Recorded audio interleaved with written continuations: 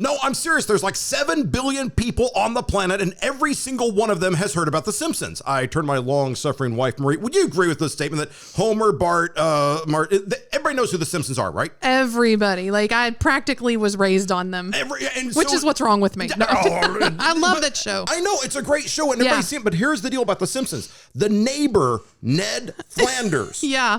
He is nice. He is polite. He'll loan you anything. You can park there for free. Oh, yeah. That is why when we go into the show about Canada, I think of Canada as the Ned Flanders to the United States, which is Homer Simpson. He's a good neighbor. Yeah, he's just right there. It's like, okay, I'll help you out. And it's all that stuff. People are like, why is he so nice? It's like, really? Can we put upon him anymore? So that's my cartoon reference. Oh, sure. Well, I have one too. What you got? So my whole thing with even like thinking about when I was, starting to want to travel and stuff, I said, I want to go to Canada someday. And so, I was getting out of college. This is about 2000, 2001. And that's when the South Park movie came out. And like, I loved the movie. Was hysterical. South Park, bigger, longer, uncut was the name of the feature film. Awesome movie. Let me just say, it's not for those who are offended in any way by a little bit of profanity. Just don't see it if that's you. It's just, is raucous the word? It's a little, or like, what's the word I'm looking for? I think raucous is a very good word. It's very apt, and it's hysterical movie. I love this show. So anyway, they did this whole bit where it's, the kids are starting to, in the town of South Park, the kids, which the whole show is based around. They're starting to watch Terrence and Philip, and they're going to Canada, and they're consuming all of this pop culture, and they're starting to act out at the things they see on the show. Right. And the parents get all upset.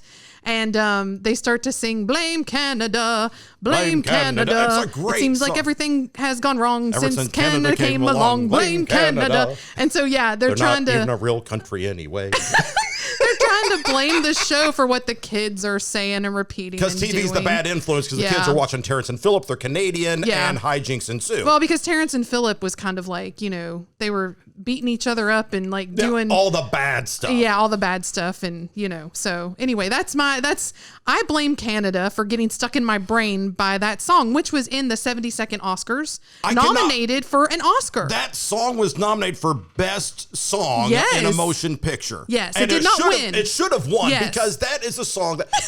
And you know what did win that year? We actually looked this up. What did win that year of the 72nd Academy Awards? The Tarzan song.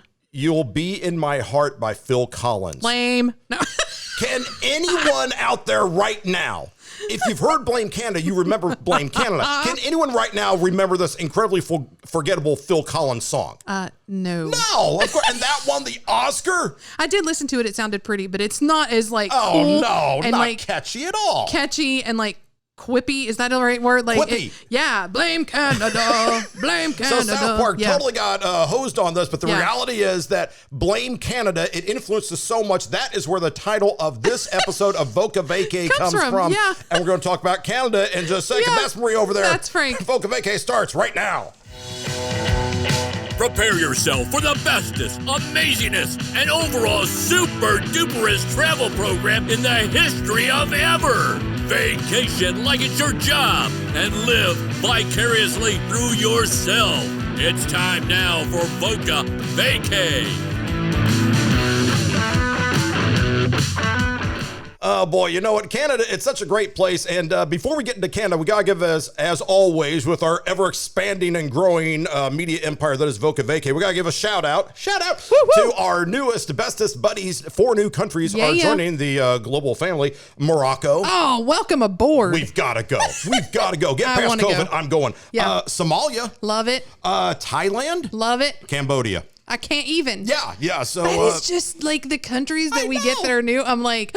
I'm so shocked every time because who knew? I know, and the thing is, and so hey guys, so hey, congratulations! Thanks for finding us, and thanks for playing along. Yeah. Great to have you guys with us for sure. And the amazing thing is, every time we do a show, we find out about new countries listening. So Morocco, Somalia, Thailand, Cambodia, very cool. Yeah. The thing is, we were talking about Canada. we actually thanked Canada back on episode, I think it was episode 10. Yeah. The Go-Go Monaco. We did a show about Monaco, and Canada had just joined the family. Yeah. So they've been cool all along. They've been listening to us for a while. Yeah, but the problem is, like, I was talking like Canadians, like Bob and Doug McKenzie. You did, like, for a lot of the show. Oh, yeah. I'm sure the Monaco guys like, dude, can you chill with the Canuck accent because it's kind of irritating. But Bob and Doug McKenzie. This podcast was shot in 3B, right? Yeah, 3B, eh?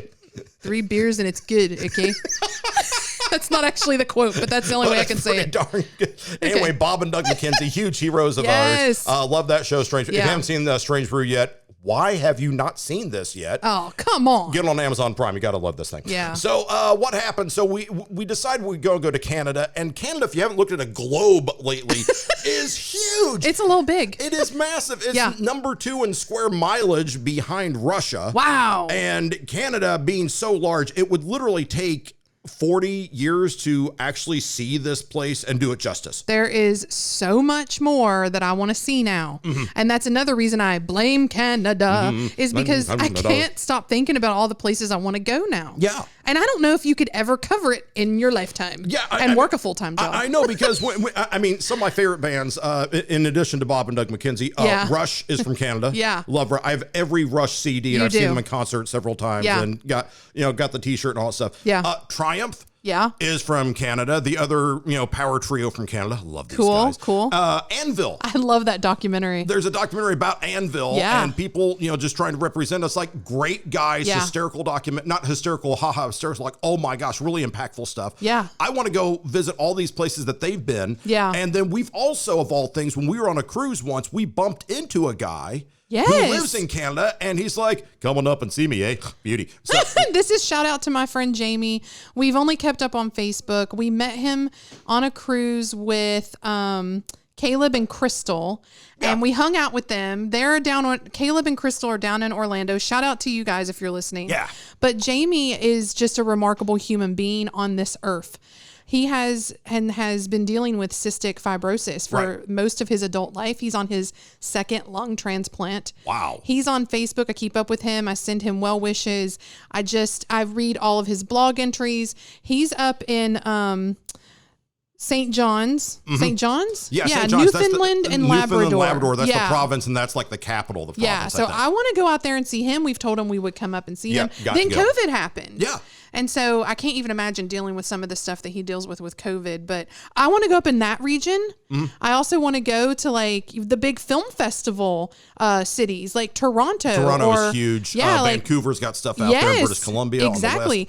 On the west. I also went to school with a girl from Canada by way of, I can't remember, she was from Europe, but I can't remember which country. Right. But anyway, she came down because her husband's Canadian. Okay. So I went to film school with her. Like, here, look, I just feel like you can just, without, throwing a stone, you can just, everybody, it's like there's Canadian. some Canadian relation to everyone. For sure. And we want to go. And so we wanted to go and actually do this right. I've been to Canada precisely once before in my life before this trip we're about to tell you about. I had never been. And that's so funny because it's like a bordering country. Yeah. It's right there. It's like people who live in Florida their whole lives. They never went to Disney World. It's like, come on, dude, it's right there, right? Right. So we say, okay, I'm going to go to Canada. Let me tell you the Canadian story. And it's going to be hyper crazy when I tell you the specific date I went. Was on July 24th of 1980. Okay, I remember the specific day I was in Canada was July 24th of 1980. I'll get to that in a second. That is weirdly specific. Weirdly specific, isn't it? A little bit. I remember it to now. So what happened? I went to Canada. I'm like 15 years old at the time. Okay. My mom, my stepfather, his name was Fred. And so we're living in Missouri, and he's like, let's go to Canada. Yeah. To which me, being a surly 15-year-old boy, is like, no. Now we're going. No, we're going. Okay, I'll go. I don't want to go. They load me into the backseat. We're driving like an Oldsmobile or something like that, just a mid-sized car, not a minivan, not an RV. It's a car. Sure. So that's what people did back then. Yeah, I know. What are you going to do? We're just going to drive, right? We drive from Missouri, so we're going up through Iowa, Nebraska, Minnesota, Dakotas, whatever. We get up there. Here's the deal. We wind up going to basically Winnipeg, up in Manitoba, which is... That's pretty cool. It's the middle of Canada. It's the part of Canada where no one else is. Yeah. Which means everyone else is somewhere else. And Manitoba is very sparsely populated. I think more people live in Kansas City, Missouri than the entire province of Manitoba, which is a huge tract of land. Yeah. So we get up there and I'm like, okay, bear in mind, I'm 15 years old. Here are my memories of this. We go to a pancake place. Oh, yeah, that's a good memory. In Winnipeg. I'm like, and this place is huge, but I don't like pancakes. It's all good. I'm looking around. This has got to be good. It is packed with supermodels. Stop it. This sounds like a lie. This is contrived. No. This is not a real story. Well, here's the deal. Okay, bear in mind, I'm 15 years old. That's why I don't believe this is a real story. From the Midwest. And my head's on a swivel because everyone in Canada at this pancake place, mind you, was 18 to 22 years old, drop dead gorgeous, long hair, flawless skin. What was this convention of supermodels doing at this particular pancake house? I don't know. I'm just saying, I'm 15 years old. It's like, this is the best place ever. If they said, we're going to drop you off, you'll be a busboy here, I'm fine with that. I'm surprised you didn't defect and just move to Canada as an adult. I should have. I should have just said, surrender the green card or whatever, and I'm going in. So I remember that. And then we went up to this place, middle of nowhere, Canada, and went to a little fishing place. Yeah. And so we got a little cabin, and we're fishing, all this stuff. And I remember the specific date of July 24th, 1980, not because my memory is that good, but because we turned on a radio broadcast and they said that Peter Sellers had died, the actor. Yeah. And I looked it up. I was like, oh my gosh, July 24th, 1980. Oh, wow. I heard it when I was in the cabin. Right. It's just one of those things. So was the cabin like epically boring after seeing the supermodels? Yes. Actually, most of my life has been epically boring after seeing the cadre of supermodels. You're like, and now nothing compares. Yeah. Every day has just been worse than the other. I love you so much, but I would need like another 50 of you to replicate what I saw up there. That is a really interesting experience that would stick out in your mind for a really long time. It would. After 15, it just burns into your soul. It's so random. It's true. But it's so perfect. Of course. The other thing that happened, driving down as a 15-year-old boy, can we go back to the supermodel place? Instead, we went to a place called Boise Vane, Manitoba, Canada. Okay. Shout out to the 1,500 people live in Boise Vane, Canada. It is a real town. It's just north of the border. I think it's north of Montana. Okay. It's up in that area. Here's the deal. It is the turtle capital of the world. That's so random, too. They have a 22-foot fiberglass turtle called Tommy the Giant Turtle. Apparently, they do a lot of stuff that's turtle-related. I actually remember owning the T-shirt with our turtle, like, running, and it said, Boise Vane, turtle capital of the world. So if you're one of the 1,500 people in Boise Vane, Canada, listening right now, wow, what are the odds of that? That would be really, you know what? If you tweet us something, like, what could they tweet us? Like, hashtag giant turtle. Yeah. If you did that, I swear we would do something special. We got to send you something, shout out, put you on the show, whatever. It's just too random. So I'm like, oh my gosh, there's that. And you know, it's like that's my only Canadian experience thus far. Yeah. Now we need to fast forward to more modern times, to basically 2019. Right. In August. What happened is that we had a colleague who passed away. Yeah. And this was... and this is my only, like, connection to Canada, really, because he was so proud of it. Yeah. Yeah. So anyway, sorry, I didn't mean to interrupt. No, but his name was Larry, and we worked with him at a previous job. And Larry, we knew Larry for years and years and years, and he was an older gentleman. You knew him for a really long time. 10 plus 15 years, something like that, and close to 20. I had come to the school to teach and we made friends, and so we hung out a good bit. And anyway, Larry's a good guy. Totally. Yeah, really nice, really polite, everything you expect from a Canadian. That's exactly right. That's what I was trying to say. I never saw the guy in a bad mood. I never saw him angry. He was so, and when you would talk about, like, hey, what are you into or whatever, he's really into sports, really into baseball. He really loved Canadian hockey. Yes, he did. He collected a lot about just Canadian hockey, like old programs and like all kind of memorabilia. And then he was on the radio there. At Canadian Broadcasting Corporation. He is with the CBC for a while. Then he came down, he taught radio at the school that we were teaching TV stuff at. Right. And documentary and whatever. But it's like, he was a nice guy, and he passed away. Yeah, and unfortunately. So we settled up his affairs. Yeah. But his family was still in Canada. Right. And you had a lot of interaction with them. Right. And over the years. And then I got to meet them unfortunately, when he passed. But now they're kind of our family. Yeah. And so that's one of the reasons that we went to where we went in Canada for this trip. Yeah. And so it was really nice to have sort of like family take you around. Yeah. And they lived up there and they're natives and all that. And he had come down. And so we said, okay. And when people say things like, well, we went to Canada, why didn't go to Montreal or Vancouver or, someplace like that? It's like, no, we went to basically go see our friend's final resting place and also see his family and see what it's like where he grew up, which was in Saskatoon. Yes, because we had heard so much from him about all the stuff he collected and all the things he was proud of. He was a very proud Canadian. Oh, yeah. Yeah, and so we went up, and this is a shout out to Betty and Mel and David and Annie and Daryl and Chelsea. And I mean, just everybody. We could not have had a better time, and that's why we went specifically to Saskatoon. Saskatoon. Saskatchewan. So I had never thought I'd go to Saskatchewan. Yeah, it's so cool. And you think about it, it's like the all of Canada. You went to Saskatoon. It's like, yeah, we did, and now we're going to tell you because it was a lot of fun. I would go back, and we talked about, hey, now we want to go to all these other places in Canada.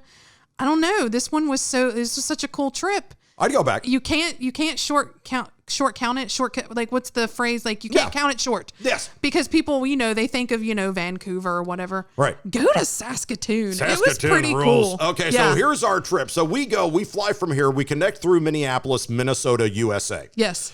The one thing about Minneapolis, Minnesota, USA airport is as follows. This is the first time that we've ever gone to an on-site hotel at an airport and took a nap. I think we've been awake for something like 2.5 weeks straight before the Canadian trip. We had some travels, can't remember where, but we had something to do. We were gone like 2 weeks. We were wiped out. Yeah. And so it turns like, go to Canada. It's like, okay. And it's just, yeah. And so we're basically sleepwalking through the airport, and they're like, hey, there's a hotel down there, and they have a day rate. Yes. And you can go rent a room for a couple of hours, and they clean it up, or, the maids go through. And then that night, they rent out to somebody else. It's like, oh, okay. Yeah, and we totally did that. Like the quarter day rate, which was nice. Yeah, because we needed to sleep. Yeah, and so we went in, we crashed out. So thank you, Minnesota-Minneapolis Airport. And it's like, okay, so we totally did that. Yeah. Then we get back on the plane, and we wind up going to Saskatoon. We went on a Saturday. Yes. We went from a Saturday to a Wednesday. And again, you need like 40 years to go see Canada proper. Oh my gosh. And let me just say this, be prepared when you fly to Canada, because if you we talked about this in one of our previous episodes, like doing upgrades and stuff. Yeah. Airlines do not count Canada or Mexico as international travel. That's right. Unless it's over a certain amount of time to get to the destination. That's right. We got lucky because we got upgraded. We had been so tired that we actually went and had to get a room and sleep for a few hours. Right. But it was also nice because we did get upgraded. Yeah. But it was only an upgrade because it was over like 4 hours total or 5 for the trip. Yeah. Because we connected and everything. But be careful about that because, I was kind of hoping, we'd get upgraded, get to go to the lounge, get upgraded on the plane. We almost did not make that upgrade. That's the thing, is that when you go to the lounge, we actually had this conversation. It's like when we go to the lounge, it's like, well, it's only if you're traveling internationally. It's like, we're going to Canada. Well, yeah, that doesn't count. It's like, dude, it's like a different country, different money, and all sorts of stuff. Well, that's why we know, is because we left from Nashville. Then we went to check and see. Yeah. And Nashville told us no. When we got to Minneapolis, they told us yes. Yeah. And upgraded us our seats on the flight. Yeah. So then I called Delta and said, what's up with this discrepancy? They literally apologized. They sent us like some sort of perk. Yeah. And they were like, they know one thing, but there's actually different parts to it. Right. They should have followed through and actually looked at what you could do, which was you should have gotten into the lounge in Nashville. Yeah. So you just have to be really on top of it. Yeah. Nashville Lounge, buy a map and look at Canada and go, it's a totally, they color code these things. It's a different color. Well, no, here's why they do it. Think about it. If you're flying to Canada and you're going from New York state, right, just over Niagara Falls, that's not going to count as an international trip. Oh, fine. So I understand. Like, it does make sense. It does, but it's like, so just be aware that sometimes Canada's perceived as international, sometimes it is not. Right, sure. So anyway. So we go there. Yeah. We go, and when we landed, here's the thing that flipped me out. We're in Canada now, in Saskatoon. Remember, this is like middle Canada, kind of towards the western side, and Canada is big. The airport had signs in English and French, to which I was like, we're not the French-speaking part of Canada. That's Quebec, which is 1,400 miles away. That's sort of like going to New York City and suddenly all the signs, they have y'all after them, like you just landed in Birmingham, Alabama.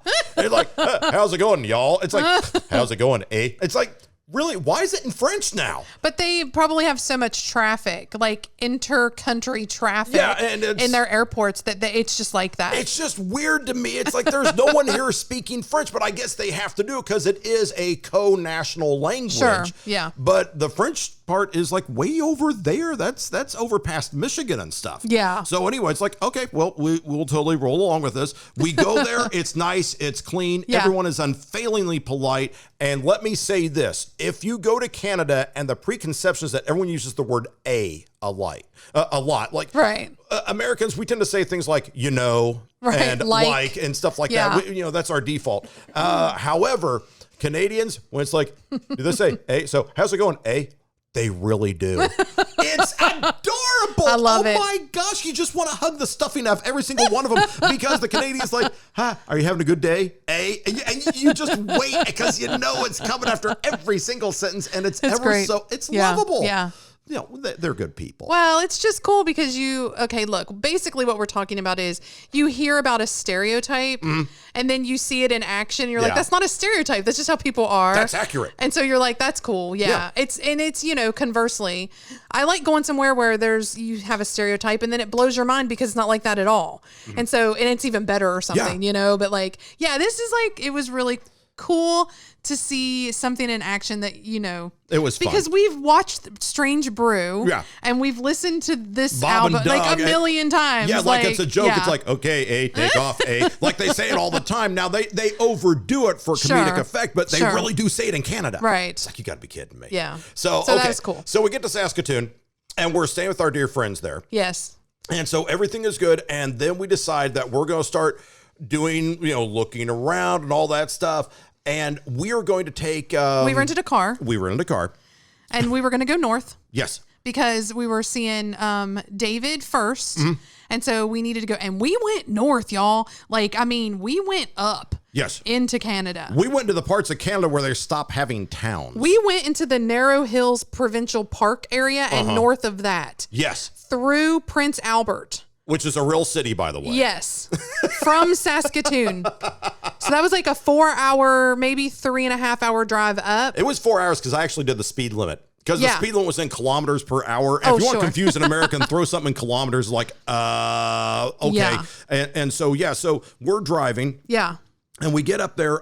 First in Prince Albert, we stopped and got something to eat. At Prince Albert, can I just ask the Canadians, what is with the Tim Hortons? Just the they whole love it. Tim Hortons. If you thought McDonald's was a big deal, if you were impressed by Burger King or KFC or Taco Bell, if you want to be like, hey, I'm Taco Bell famous or some nonsense like that. Hey, in Canada, you want to be Tim Horton famous because everybody eats at Tim Horton morning, noon, and night. I've never seen such a national passion for a fast food restaurant. Here's the deal. You are killing me, Smalls. And by the way, it's totally justified because Tim Hortons is awesome. It was really good. If you live in the South, if you live in the southern U.S., yes, it is very much like it's the Waffle House of Canada. Oh my gosh, we went to Wahoo last week. By the way, can't give it up. So it was good though, and look, I'm a fan of some Tim Hortons now. But Tim Hortons, you go in and literally, if you walk in as an American who's never had experience with Tim Hortons, again, not only are they polite, they will read the menu to you. That's like, okay, this is like a donut, A donut has like this. And it's like, I know what a donut is, like, and you can have them here, and this is chocolate, and they will go through step by step how they make it, and a line is forming behind me, and I think, no one's like mad about it. No, they're all like, okay, take your time, because we got to drive like another 700 kilometers, just to get out of this province, I mean, they're like, oh my gosh, they're the most laid back, easygoing, politest people. Yeah. And we went to Tim Hortons and totally worth. I get it now. Yeah, me too. The coffee was really good. Yeah, you're a big coffee person, and so you were just going down that. So anyway, Prince Edward is great, and that's actual city there. And so then we go north. And we're going north, and we keep going north until traffic dissipates. And that's true. You know, you're in wilderness now. Yeah, you're. This is you're up there. We have a lot of land in the U.S. Yeah. So seeing something very rural was not shocking at all. But there was at one point in time I thought, are we so far up in Canada that we're going to fall off the map? Like, I was like, where are we? You thought we were driving into the location of a Rob Zombie movie. I was like, because what is going on? When you start going into Canada, and here's the deal, if you look at the map of Canada, where we stopped eventually, there's still like another 1,000 or so miles to go before you get all the way through Canada. But it just keeps going. It does keep going. It breaks up toward the top, but it keeps going. But we were so far and gone from the U.S. border that I was like, I had literally, when we planned the trip, I was like, oh, we'll fly into Saskatoon. We'll go up and see David. He lives on a lake. It'll be pretty. This is amazing. Yeah, I didn't realize, though, that we were going up in Canada. Oh, yeah. Like, yeah, it was really cool. Yeah, I mean, if you get to the border area, I don't want to say it's like occupied United States, but I mean, it's so it's so Americanized. Yeah, sure. That the accent isn't as pronounced. Right. The mannerisms are more, I don't want to say American. That's not fair, but it's like, to really get into the country, you have to go into the country geographically. Yeah. And then you're driving around. It's like, I don't see anyone else on a vacay here from the United States. Right. Because now you are in total Canadian, maple syrup country. Yeah. So you're up there. We were where we went, like I said, we went through the Narrow Hills Provincial Park. Mm-hmm. And I have some little notes here on the Narrow Hills. There's a scenic drive that we ended up doing with David, and we went and looked at a lot of this land. Right. And it was really, really pretty. It was formed 10,000 years ago. A continental ice sheet receded from the area, and it left a bunch of sand and gravel. The sand and gravel was caught up and put into paths and bulldozed into an array of hills, and that's called a push moraine. Oh. So you're driving... They call it driving the push moraine. I did not know this. In total, the Narrow Hills run 24 kilometers in a northwest to southeast direction. At their maximum width, they are 1.6 kilometers across. So we went, and it's beautiful. It is. And then where David lived was just past that. Yeah. In a little place called Little Bear Lake. Mm-hmm. There's a lot of lakes, and it's big on fishing. And so we went to his lake, basically. Some people just buy cabins at these lakes. They either live there permanently or they have vacation cabins that they come up to. It's like the opposite of a snowbird, because a snowbird is the person who gets the RV and they go to Florida when it's, in the winter. Yeah. This is where the people go in the summer, because the winters, you get serious snow up there. Yes, exactly. I mean, like feet of snow. But people love the fishing. So there's the lakes they're several hundred feet deep, and they include northern pike, lake trout, walleye, whitefish, perch, rainbow, brook, tiger, brown trout. I mean, and people just fish all summer. And David was a big fisherman. And so he took us out fishing. Yeah. And he just had a boat went next to his cabin. We were right there on the lake.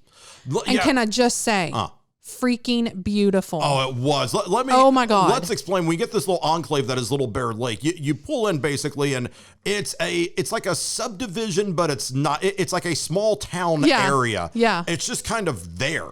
It's like surrounded by these places that have the best names, like Moosehorn Lodge. Oh, Moosehorn Lodge. Or Kendall Lake.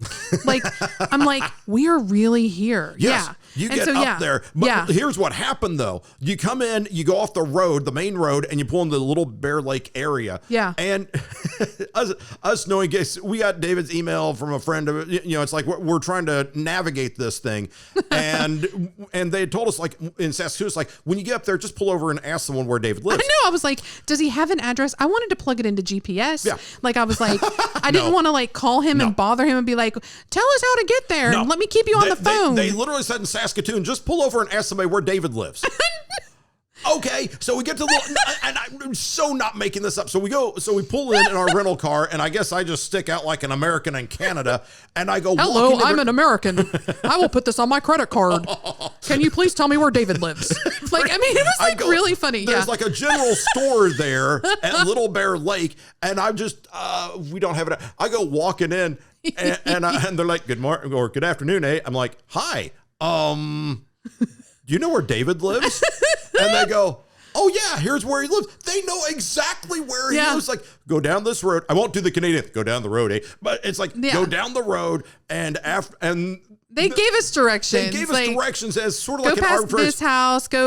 Turn left at this house. It's like go turn around left the at lake Nina's this house far. And basically look for a blue house with shutters and windows. Right. Yeah. It was like and go down. It's on the right. Right. We go down. It's on the right. Here's the funny thing. I don't know if you remember this. I do remember. So we go pulling. I know what you're gonna say. We start knocking on the door. Knock.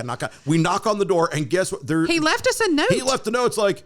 I'm over to the neighbor's house. Just walk on in. It's not locked. Yeah, because he didn't know if we'd make it before dinner or not. And I don't know if Canadians even lock their doors up there.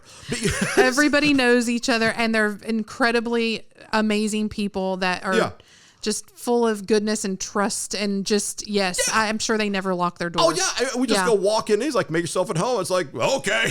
That's when I walk in and I'm like, okay, here, that happened. We're never going to get invited anywhere else if you continue with this line of thought. No, listen to this. Okay. So we walk in and I'm like, oh, this is a cute cabin. Mm-hmm. But when you walk in, you can see that there's like a sliding glass door to go out. Yes. That's where you see the lake proper. Right. I feel like when I walked in and then saw that and was drawn to that, I feel like I walked into a motivational poster. Oh my gosh. Oh my gosh. It was so beautiful. I opened the door and I looked out and I felt like I saw, it was like, like when you look at a motivational poster and it says, dream what you want to be and you can be it. Yeah. Like that's what I felt like. I was like, see the land and be it. Yeah. Like I was just like, all of these like things were in my head that was like, this is a freaking poster. It was that beautiful. There's like a lake and there's trees beyond it. And you just want to say perseverance. You can achieve your goals if you persevere. Or there was I want to talk to people like these motivational posters and all this other nonsense. It's like a picture of an eagle says teamwork. With a team of eagles. It's like, who are you people? But if you go to Canada, every panorama looks up like there looks like a motivational poster. I'm just walking along, seeing this lake and seeing all this gorgeousness. And when the sun is setting, the colors are beautiful. And I'm sitting there going, dedication. If you dedicate yourself, you've got to be kidding me. It made it worse even because that night, so we meet up with David and he's like, showing us around the cabin and we're talking and catching up and just so happy to like see him and like be there in that moment at that time. Mm-hmm. And it turns dark and I look out and I am not kidding. Uh-huh. We saw I'm not kidding, but to our listeners, I am not kidding. Right. We saw the Aurora Borealis. Yeah.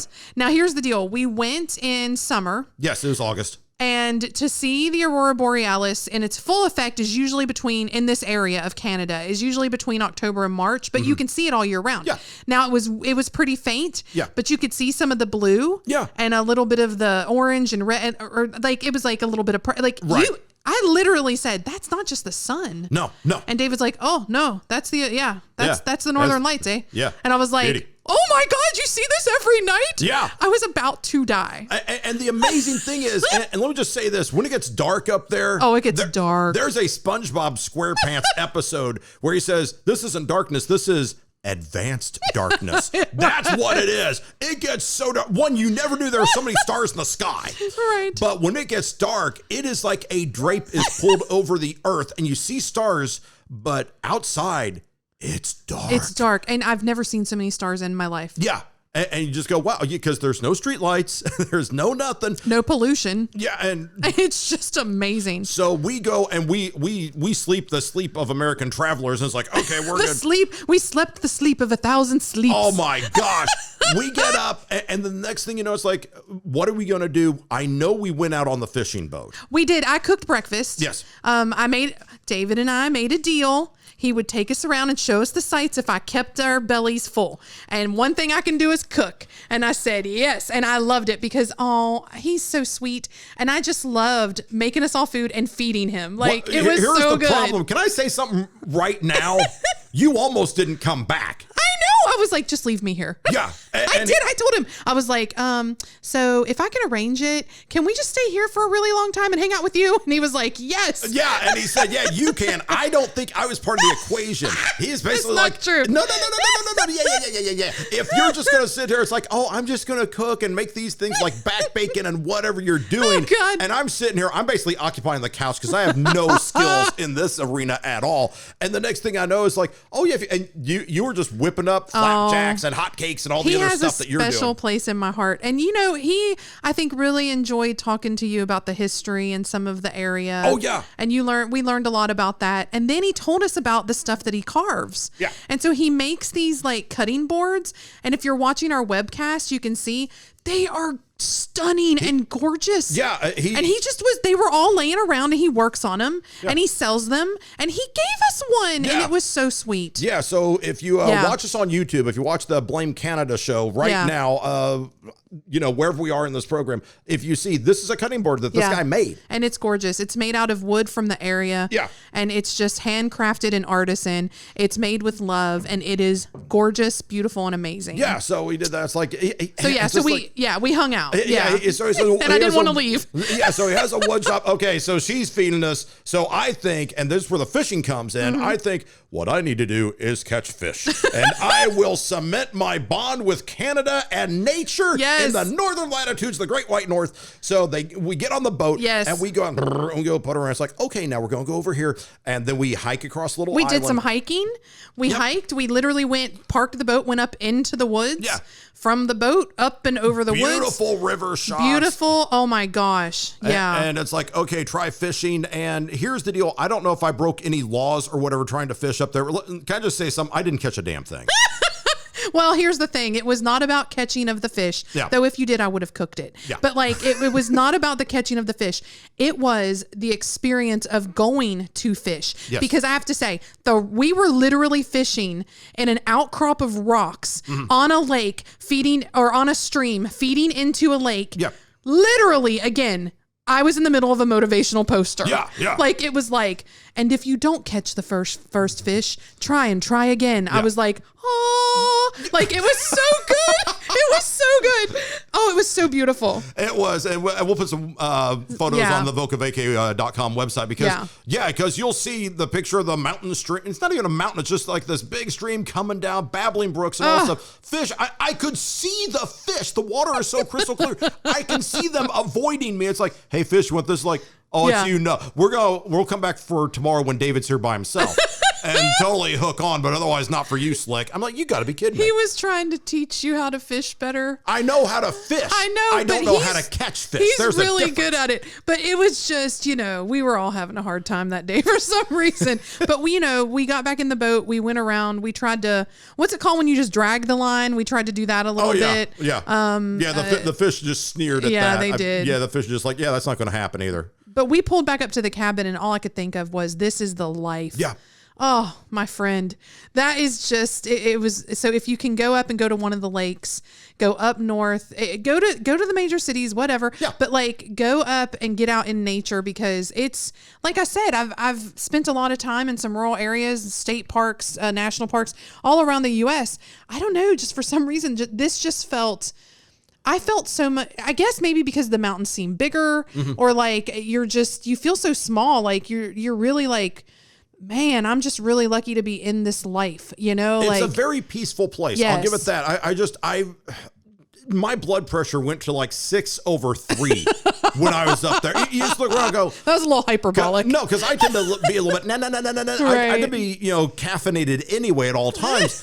And I get up there and it's not like they say it's a slower pace of life. Sure. It's not that. It's just you're just one with the earth. It's good. It was good and very picturesque and beautiful. If you go to Canada, you really have to get out of the big cities. Nothing against the big cities. They've got stuff too, but you've got to go out and say, if you want to experience Canada, go into the middle of nowhere and throw a line into the lake and see if a fish bites it. Right. Because that is when you really just totally decompress. Yeah. And so we had a lot of fun there. Yeah. We went hiking with him. We went all over the place and I don't think I was in a bad mood. I never saw anyone in a bad mood the entire time. Yeah. There was nothing to be upset about. Yeah. They're just thinking, okay, we're going to get some fish and do this. Yeah, and we drove around the park area and he knew a lot of people.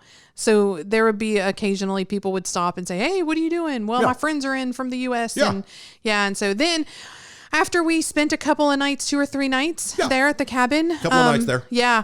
we went and we met up with the rest of the family. The Saskatoon gang. Yeah, and we went down into Melfort. Yes. Which is where our dear friend was laid to rest. Yeah.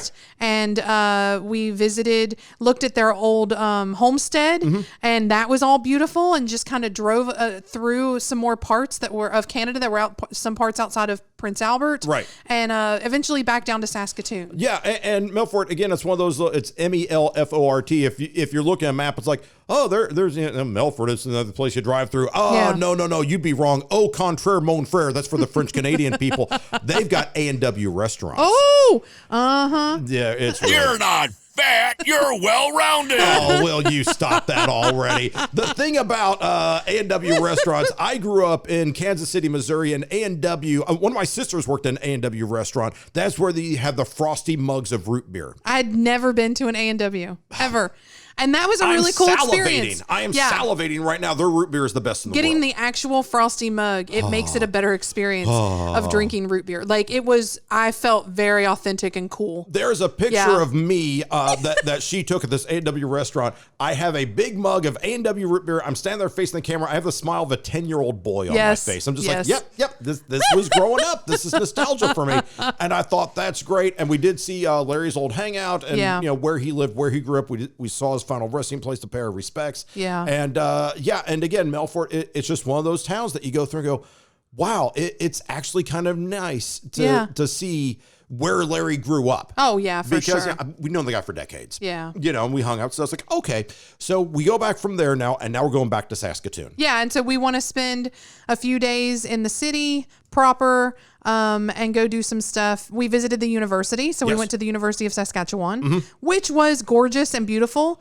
It was very, not Victorian. It was, or maybe it's a campus that is. It's a campus that feels like a campus. When you step foot on, it's like, oh, this looks like academic higher learning knowledge stuff. Not like totally Gothic, but it's got spires and it's like beautiful brick buildings and like I'm bad with architecture. Yeah, classical architecture. Yeah, that's it. Because when you walk in, I mean, some campuses, it looks like you went to a Walmart for education. But this, you walk onto this campus and it's proper, and it feels like campus with a capital C. You walk in, it's like, yes, you're here to learn. It's like, we're totally going to learn. And it was beautiful. And they, it was just a stunning campus. And we went and we can't get jobs there, by the way. We checked. We tried.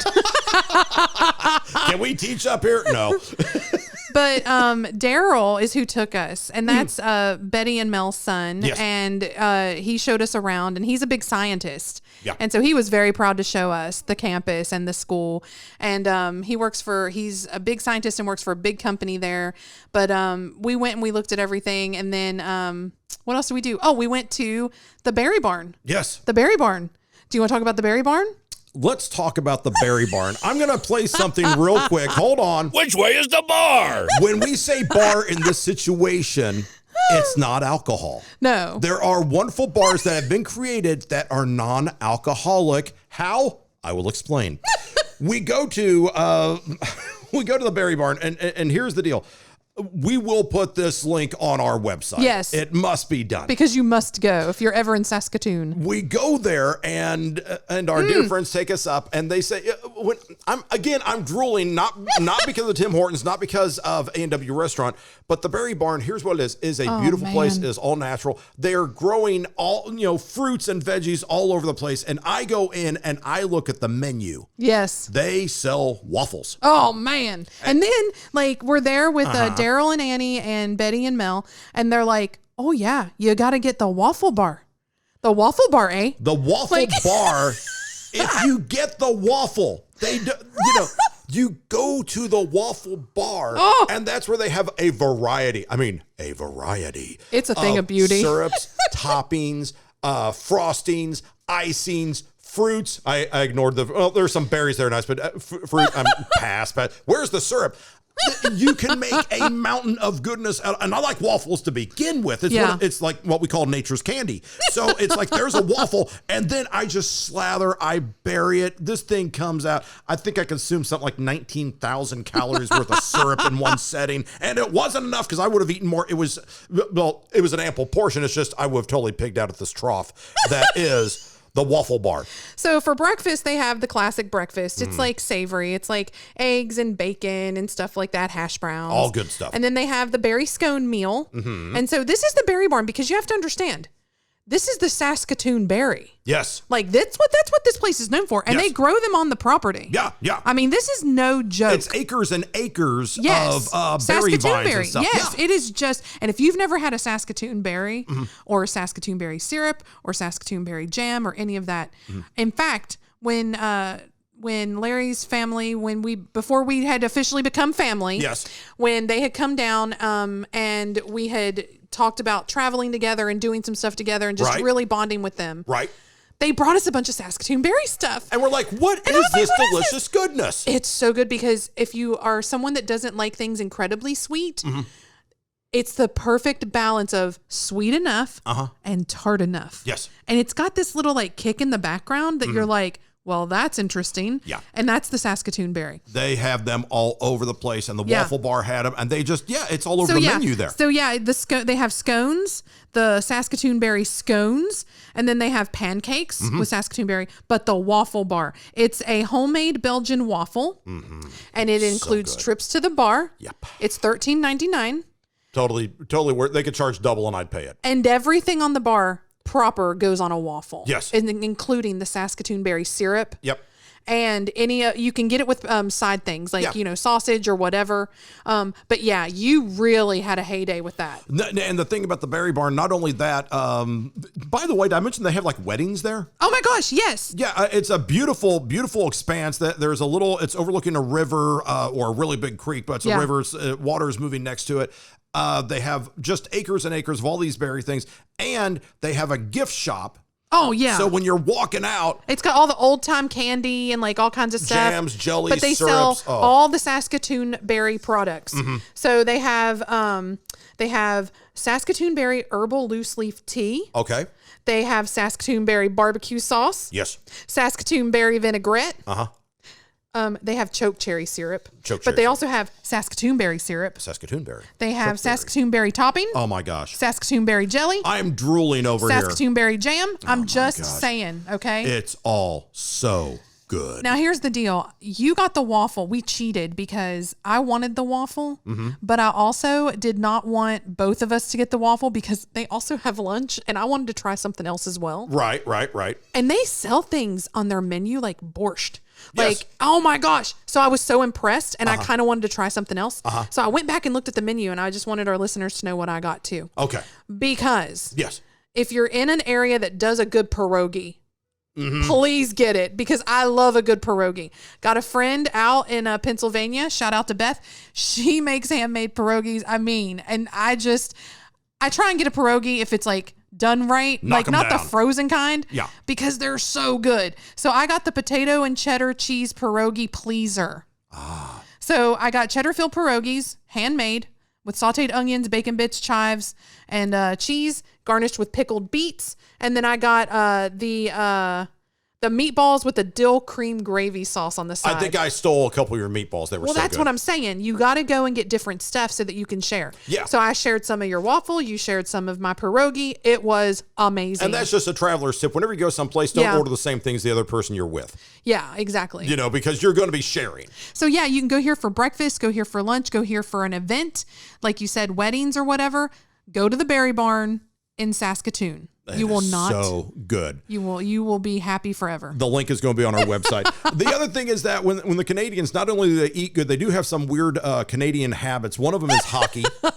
Because hockey Larry loved hockey. Larry loved hockey. Oh my gosh. It's like his Canadian hockey. Oh yeah. And hockey, there are no NHL teams in that area. Oh, okay, yeah. Okay. But there are 5 junior teams. Oh. So the Saskatoon Blades Yeah. is the name of the local team. But out there, you have to go west over to Alberta. That's where they have the Edmonton Oilers, the Calgary Flames. Cool. So, but the whole thing, there's a lot of hockey up there. We weren't there during hockey season because we're there in August. But if you talk about a national pride Sure. and going, it's a national sport, it's sort of like curling or whatever. When you go to Ireland, the hurling, curling, all the fun stuff. Hurling, yeah. I'm sorry, I'm thinking curling because curling's the other Canadian sport where they slide Right. around on ice. So hurling over there, curling and hockey in Canada. Right. I got it right now. Yeah, you got it. Well, if you mix hockey and curling, you get hurling. The words go together. So we saw that, and it's like you see what they're really into. Yeah. The other pastime, and again, look at us on YouTube because we're showing you right now the national board game. Oh my gosh. So Daryl actually was like, hey, you want to sit down and play some Crokinole? And I was like, I'm sorry, what? Crokinole. I didn't even know what he said. I had to ask him how to spell it because I wanted to write it down, because then after we played it, I got so hooked. When we got back to the US, I bought a board. Yes. Okay, here's the deal. This is something that I had no idea. Like, I watched some YouTube videos. Mm-hmm. This is like, it's a sport. Like, they have people get together and do these tournaments, and they're just family tournaments or like community tournaments or like city tournaments. They do this all the time. And I'm just going to tell you guys right now, if you start to play this, if you like do this ever, you're going to get hooked. Crokinole it's addictive. Is highly addictive. Let's just try to explain this. Imagine you're playing like shuffleboard. Yeah. But with your fingers. So you have these little wooden dowels or these little pegs, and you're kind of knocking these around. They're about the size of a quarter, but they're thicker. They're made out of wood.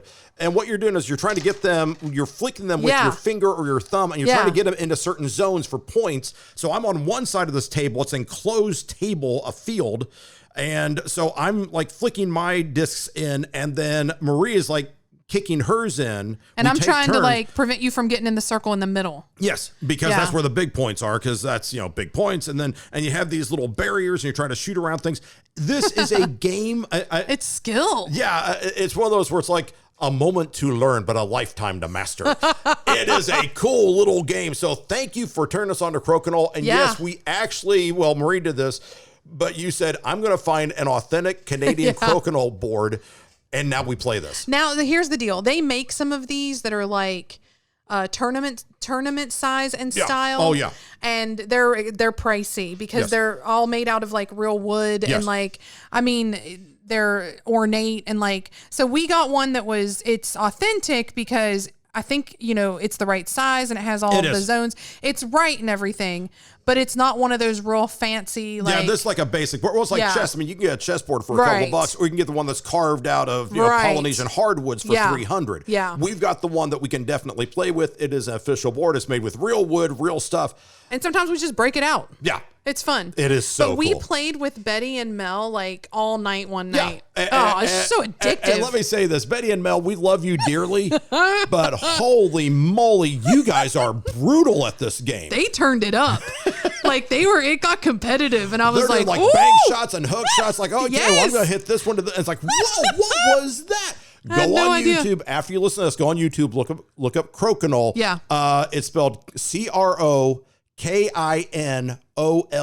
Yeah. That's how you spell Crokinole, and just look it up. It's so good. It's so awesome. And watch some of the tournaments. Yeah. They're pretty cool. Yeah, so they do Crokinole inside, they do hockey indoors or outdoors. Yeah. And the whole time we're there, everyone was polite. It was incredibly I never saw trash once. Oh, I know. Never it was saw a piece of trash, never saw graffiti. Clean and pretty and They just don't do graffiti. And they drove us around the city and we went all around. Yeah. And Saskatoon is gorgeous. Mm-hmm. Yeah, it's really nice. I really highly recommend it as a place to just kind of go and like have the experience and get some Saskatoon berry something. Yes. That's the point. And that's the thing is that when you go there, when it's so peaceful and relaxing, you're going to think, you know what? I would never disagree with a loved one on a vacay. Okay. I would never. Still find a reason, don't you? If you've ever been on vacation or something, there's going to be something just kind of rubs you the wrong way. Let's talk about this right now. This is time for Monica versus Joey. It's game on! It's time for Monica versus Joey! If you've seen the series Friends, there are two people, Monica and Joey, who have different viewpoints on how to approach the world. How to approach life. I will be Joey in this situation. And you can be Monica. Of course. Hot dog, here we go. So we're talking about going to Canada. Canada is such a huge, all-encompassing, it has all sorts of time zones and cities and latitudes and longitudes. It's just a big place.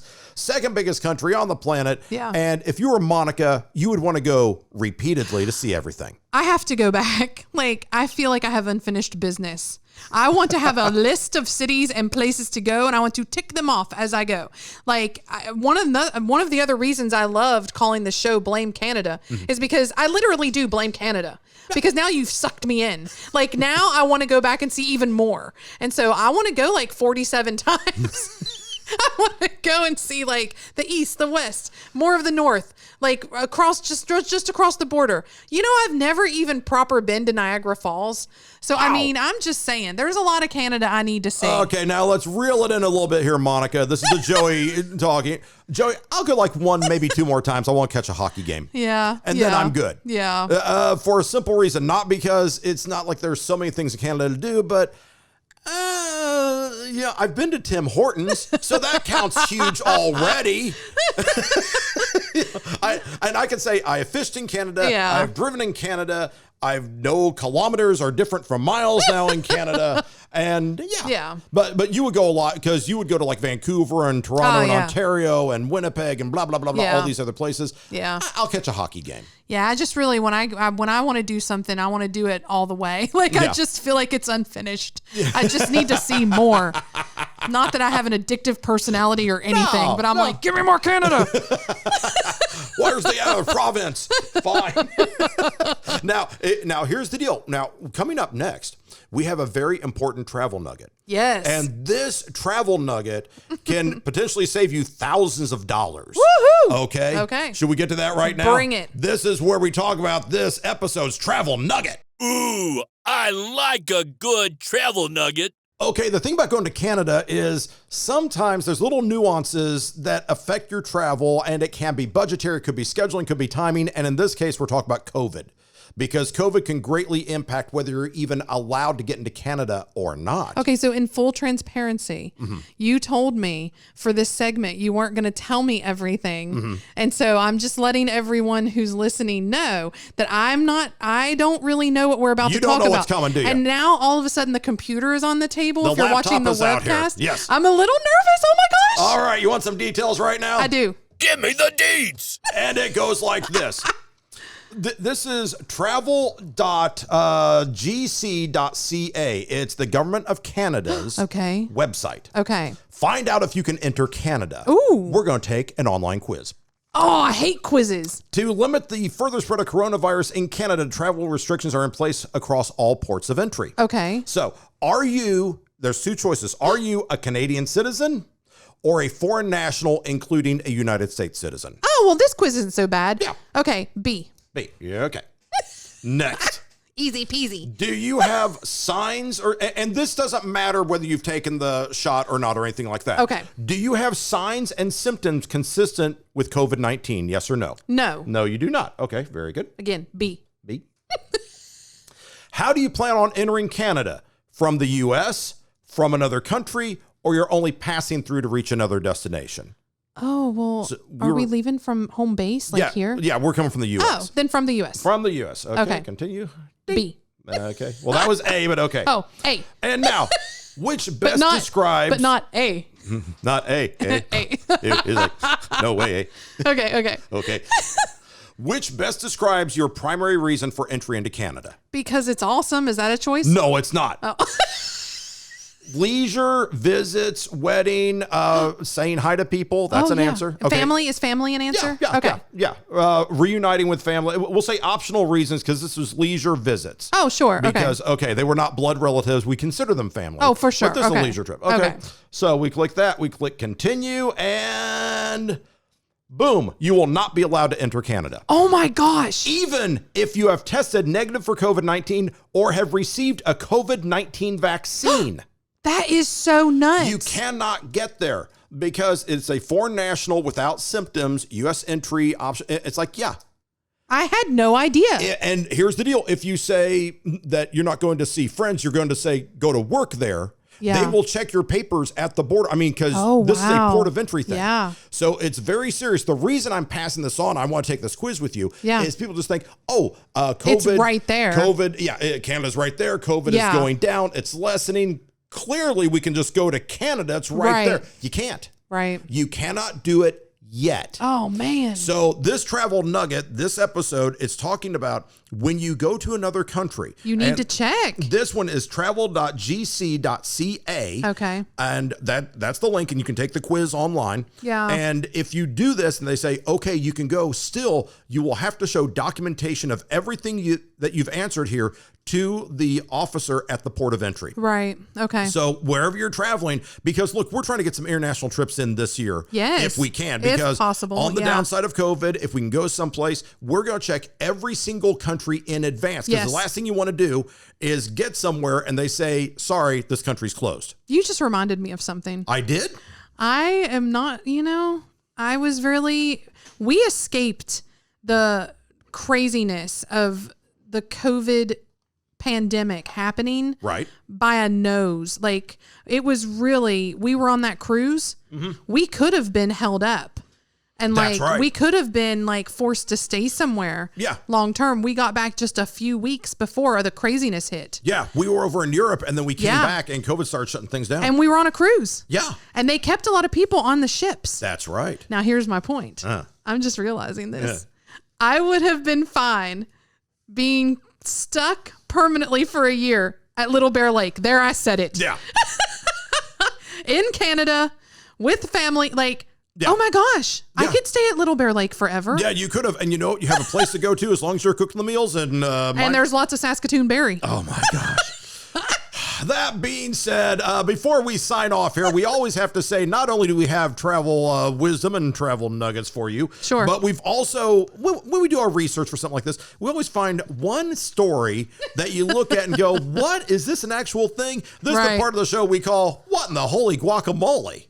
What the holy guacamole are you talking about? And this is ripped from the headlines of USA Today. The trade group California Attractions and Parks Association, they call themselves CAPA. Okay. What a bunch of buzzkills these guys. You would think if you worked with attractions and theme parks, you'd be in a great mood all the time. Yeah. Not so. You can eat corn dogs, cotton candy, funnel cakes, and get on a roller coaster all day. Yeah. Yes, please. I would work at a theme park the rest of my life. Yeah.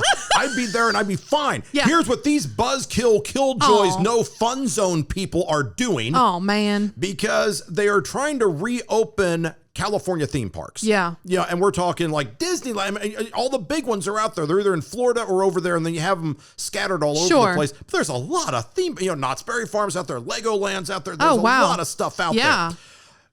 Here's the killer. They have roller coasters at these parks. Yeah. And when I get on a roller coaster, you scream like a little girl. I know. I scream like a 7-year-old girl who just had her candy stolen by a bad guy. I'm like, no! I go nuts. Me too. I go to next level. It's embarrassing. No one wants to ride on a roller coaster with me because I'm one of those people. You hear me across the park, and you think that something is going on bad. Because it's like heights and right. There's some people like adrenaline junkies. I love a roller coaster. Me, I love them, but you're going to hear me across the theme park. Sure, yeah. Six Flags over Texas. There's a warning. It's like, don't scream like this guy because it's embarrassing. So I'm that guy, right? Yeah. This Kappa group is recommending amusement park visitors in California avoid activities in theme parks like singing, heavy breathing, and screaming. Okay, that's just, what? No. Projecting your voice, singing, breathing, screaming, all stuff, it can release more droplets from your mouth and nose into the air. Scientifically, that is true. So what they want to do, so Kappa, these buzzkills, I hate these guys. They have decided the responsible reopening plan. They've given places like Disneyland and Six Flags out in California is to operate safely while they reopen. And by the way, like Universal Studios is going to reopen April 1st at 15% capacity. They might do that. Disneyland's going to reopen April 30th. That's the current plan. Yeah. And what they're saying is that we want you to come out and enjoy yourself. Just don't scream on the roller coaster. So you're out of your mind. You're out of your mind. Here's my issue is, that's like saying, here are the best practices. Now follow the best practices. Follow the best practices in a place where it keeps you from actually being able to follow the best practices. Yeah. Like, how does one get on a roller coaster and not scream in fear or joy? It's a primal response. How can you control a primal response? Can't do it. Okay. And then it's kind of like, when you think of theme park, here's my other issue. When I think of theme park, I think about letting it all hang out. Like, I'm like, I'm going to do all of this stuff. Here's best practices. Best practices says, only have one beer. And I'm like, but I'm going to have two. Yeah. Right? Or whatever. At a theme park, it would be like, don't get on a ride that's really going to scare you. No, that's best practices. I'm going to get on all the rides that scare me. That's the point. Look, sometimes you have to enjoy life. I scream. I love roller coasters. I will go on every single one, but I'll scream my bloody head off every single time. I'm going to do that. Yeah. And so someone says you're going to scream. Look, that's like saying go to a buffet, but while you're at the buffet, ignore the chocolate fondue fountain and just eat salad. Or go to the buffet and only pick one thing, like it's a la carte off the menu. Yeah. Why? Yeah. Just why? You can go to the buffet and just eat all the bananas you want. What? No. Best practices says you should only eat 400 calories in this meal, 500, whatever it is. Did I mention I'm at a buffet? Here's a buffet. It's like, no, you save up all your calories and you go enjoy the buffet. Right. I want the fondue, not the fondant. What are you people talking about here? Just makes me angry. So anyway, theme parks may be opening soon, but thanks so much to the absolute killjoys at the California Attractions and Parks Association, the Kappa group. Yeah, you can go. Just don't scream or sing or even breathe heavy. Here's the deal. Take that, California. I am someone that likes to be cautious when it is necessary. Right. And so I get it. This is something in our lifetime that has just been really hard to deal with. Yeah. Everybody's doing the best they can. Agreed. And I understand where you're coming from. I get it. But, that's just like a big ask. That's the biggest. I think that's an even harder ask than saying, don't eat everything at the buffet or don't have more than one cocktail. It's like those things based on other stuff, very doable. Yep. But this is primal. You go up in a roller coaster, you're coming down. What are you supposed to do? Put your hand over your mouth? Yeah. You don't think to do that. And that's even. The thing. I'm making jokes about a buffet here, but the reality is that sometimes you have to scream. This is when we talk about primal response, this is something that's embedded in the deep cerebral cortex that says, by the way, if there's danger, your pupils are going to dilate, your palms are going to sweat, and you might scream. You can't control these things. Yeah. Yeah. That's like saying, or maybe you could if you were a ninja, but we're not ninjas. You're not? Or a Navy SEAL. But what do you want from me? I'm a regular person. Yeah, it's like, you can sneeze, but keep your eyes open. Wait, what? No, I can't do that. Anyway, thanks so much, you guys. That was good. That was a good guacamole. I don't feel like going to California. I do feel like going to Canada and catching me a hockey game. Anyway. I'll stay there forever. So good. So good. It was a fun trip, and we love everything about Canada. So even though we make jokes about, beauty, it is a beautiful place. It is the Great White North and is absolutely filled with people who are unfailingly polite. Yes. Very, very perky, and for some reason still use the metric system, but we get along great, and we love these guys. Yes, for sure. So thanks for inviting us, and if we can get back, we will get back. Yeah, so, check out this episode. Let us know if you go to Canada. Yeah. We're on all the socials. Tweet us, Instagram us, get us on the Book of Faces. Facebook. Look at us on the tubes. YouTube. Yeah, we'd love to know. And remember, you should always live vicariously through yourself. And vacation like it's your job. Darn right. That's Marie over there. That's Frank. Hey, thanks for playing along. We will see you next time on Voca Vacay. Love ya, miss ya, mean it. Bye. Don't forget to click subscribe. As always, #Voca Vacay at Voca Vacay and visit vocavacay.com.